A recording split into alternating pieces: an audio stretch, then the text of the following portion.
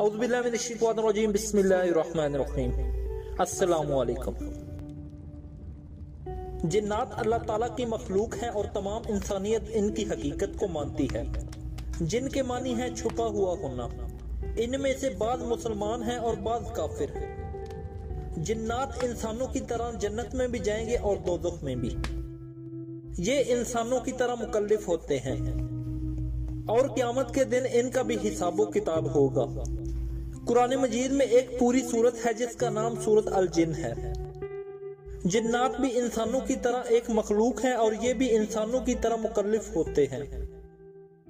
अल्लाह ताला ने अपनी कामिल कुदरत से बेशुमार मखलूकात पैदा की है, लेकिन सिर्फ दो को ही इबादत की इख्तियारी दी गई है, इंसान और दूसरा जिन्नात।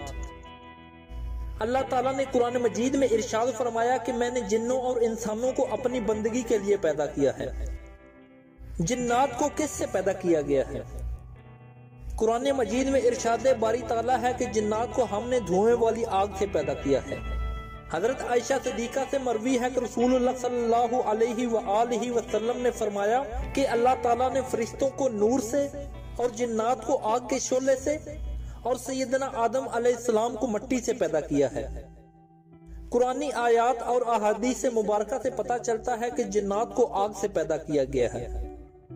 हजरत आदम अलैहिस्सलाम की तख्लीक से 2000 साल पहले जमीन पर जिन्नात रहते थे। इन्होंने जमीन पर फसाद बर्पा किया और खून रेजी की, तो अल्लाह ताला ने जमीन पर फरिश्तों के लश्कर भेजे जिन्होंने इन्हें मारा और समुद्री जजीरों की तरफ भगा दिया। जिस तरह हजरत आदम अलैहिस्सलाम तमाम इंसानियत के बाप हैं, इसी तरह इब्लीस तमाम जिन्नात का बाप है। कुरान मजीद इब्लीस की जिन्नात में से होने की गवाही इस आयत मुबारका में देता है। तो जब अल्लाह ताला ने इब्लीस से कहा कि तुम हजरत आदम अलैहिस्सलाम को सजदा करो, तो इसने सजदा ना किया। ये जिन्नों में से था। जिन्नात की पैदाइश और तादाद।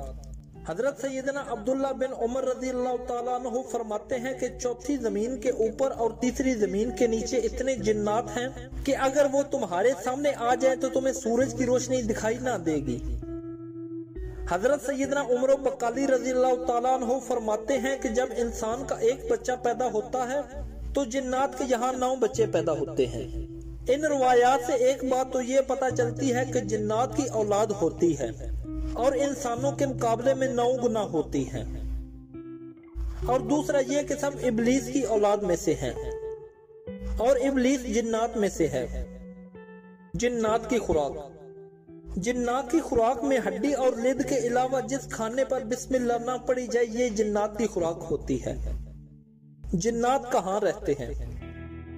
जिन्नात अक्सर व बेशतर नजासत की जगहों पर होते हैं, मसलन खजूरों का झुंड, बैतुल खला, कचरे के ढेर और गुसल खानों में रहते हैं।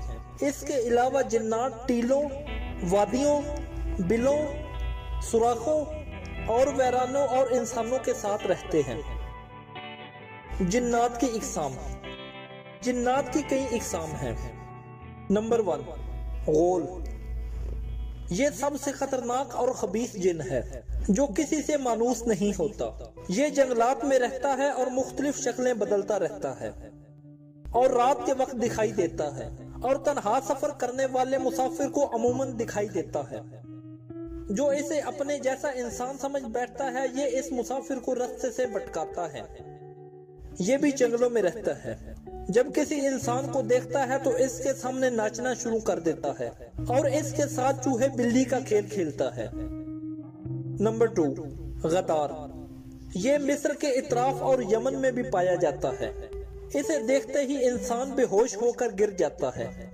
नंबर 3, वल्हान। ये वीरान समुद्री जजीरों में रहता है। इसकी शक्ल ऐसी है जैसे इंसान शुतुरमुर्ग पर सवार होता है। जो इंसान जजीरों में जा पड़ते हैं इन्हें खा लेता है। नंबर 5, मशक। ये इंसान के आधे कद के बराबर होता है। देखने वाले इसे बिनमांस समझते हैं।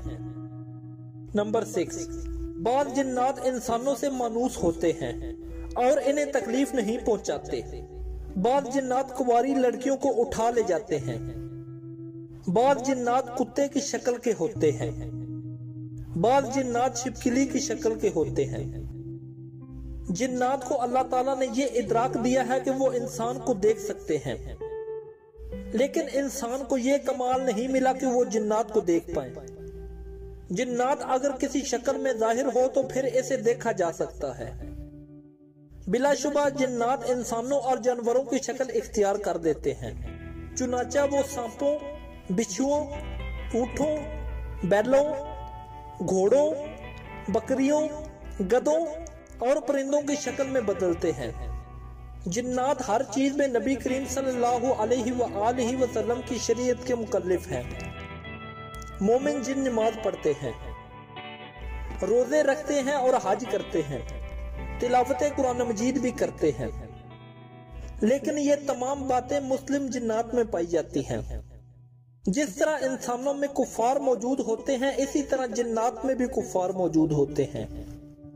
इसी तरह अच्छे और बुरे जिन्नात भी होते हैं, जिनमें तिलावत करने वाले जिन्नात, खौफ खुदा की वजह से जान से गुजरने वाले जिन्नात, तहज्जुद गुजार जिन्नात, उम्रे की अदायगी और काबे का तवाफ वगैरह करने वाले जिन्नात नेक जिन्नात होते हैं।